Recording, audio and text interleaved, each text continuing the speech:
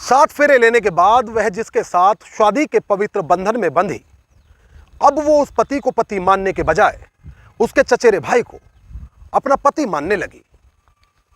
बकायदा इन दोनों के बीच ना सिर्फ नाजायज रिश्ते बने, बल्कि वह अपने देवर के साथ ही एक शादीशुदा जिंदगी जीने लगी। मगर फिर भी यह अपने पति को इसलिए नहीं छोड़ना चाहती थी चूंकि उसकी सरकारी नौकरी थी। और फिर इसके जहन में एक शैतानी करतूत आई। उसके बाद इसने सोचा कि यदि ये अपने पति को कत्ल करा दे तो ना सिर्फ इसे उससे आज़ादी मिल जाएगी, बल्कि यह उसकी सरकारी नौकरी भी हासिल कर लेगी। नमस्कार, आदाब दोस्तों, मैं आपका साजिद सैफी हूं और आप हमारी खास पेशकश बेपर्दा देख रहे हैं। और बेपर्दा में आज बात रामपुर में हुए उस हत्याकांड की, जिसमें खूनी स्क्रिप्ट तो बिल्कुल फिल्मी अंदाज में लिखी गई थी, मगर पुलिस ने भी उसका खुलासा फिल्मी अंदाज में कर डाला।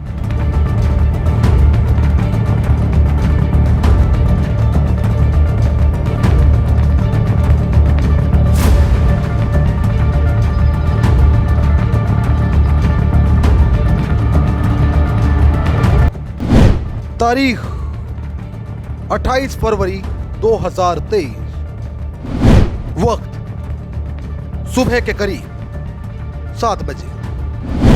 स्थान यूपी का रामपुर शहर। यहां एक महिला जिले के सिविल लाइंस थाने पहुंचती है। महिला के चेहरे की हवाइयां उड़ी हुई थी, जबकि उसके द्वारा पुलिस को बताया गया कि उसका पति बीते कल यानी 27 फरवरी को घर से निकला, मगर फिर वापस नहीं लौटा। महिला जिसकी जानकारी पुलिस को दे रही थी उसका नाम राजीव कुमार है, जो कि थाना क्षेत्र में ही स्थित अशोकनगर कॉलोनी में रहता है, जबकि वह सदर तहसील क्षेत्र में स्थित एक बिजली घर में बतौर लाइनमैन कुली कार्यरत है। खैर, महिला की गुहार पर रामपुर की सिविल लाइंस पुलिस की ओर से तत्काल गुमशुदगी दर्ज कर राजीव की खोज में शुरू की गई। मगर करीब 1 सप्ताह की तवील तलाश के बाद भी पुलिस राजीव को ढूंढ नहीं पाई। लिहाजा अब पुलिस ने एक बार फिर सीमा यानी राजीव की पत्नी से ही पूछताछ करने का फैसला लिया। अब जब पुलिस सीमा से पूछताछ कर रही थी तो वह पुलिस को एक भी ऐसा जवाब नहीं दे पाई जिससे पुलिस तिल भर भी मुतमईन हो पाती। लिहाजा अब पुलिस के आला अफसरों को भी घटना के मुतालिक जानकारी दी गई, जबकि सीमा को पूछताछ के बाबत हिरासत में ले लिया गया।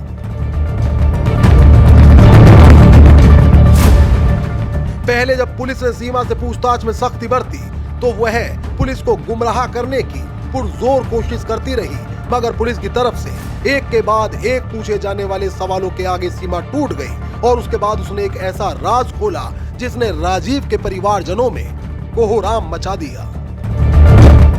दरअसल जिसकी सकुशल बरामदगी के लिए रामपुर पुलिस इलाके में खाक छान रही थी, उसे तो उसकी खुद की पत्नी सीमा 27 फरवरी को ही कत्ल करा चुकी है। इसके लिए उसके द्वारा न सिर्फ कॉन्ट्रैक्ट किलर्स को हायर किया गया, बल्कि 1,60,000 रुपए में सुपारी देकर उसने अपने ही पति को कत्ल करा दिया।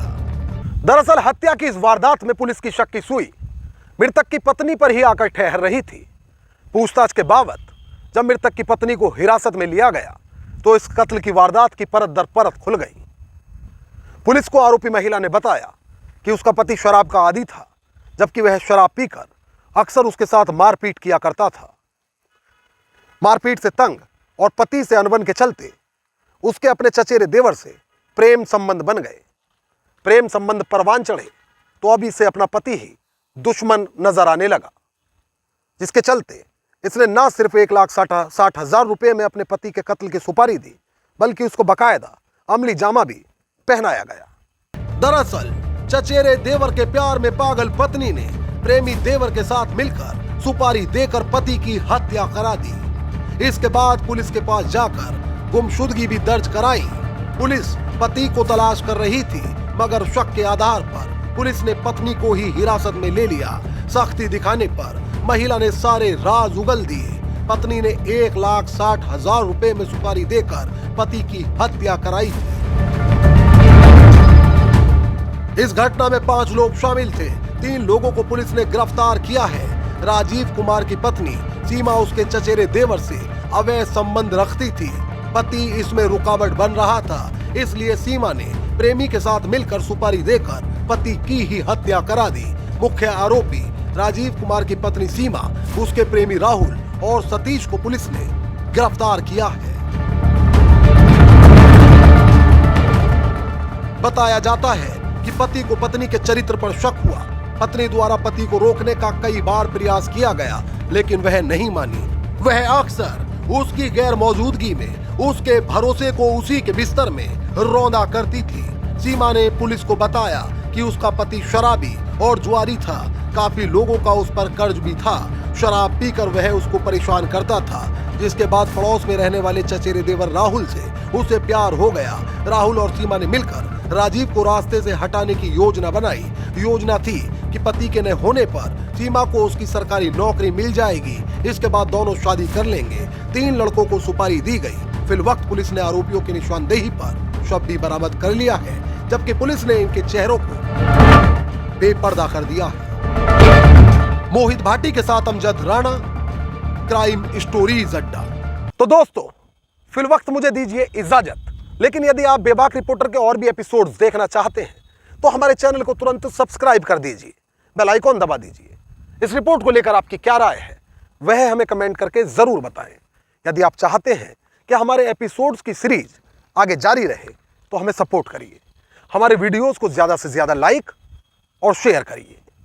एक नई कहानी के साथ हमारी आपसे फिर होगी मुलाकात, और बेबाक रिपोर्टर पर फिर एक नया चेहरा होगा बेपर्दा। तब तक के लिए आदाब, नमस्कार, जय हिंद।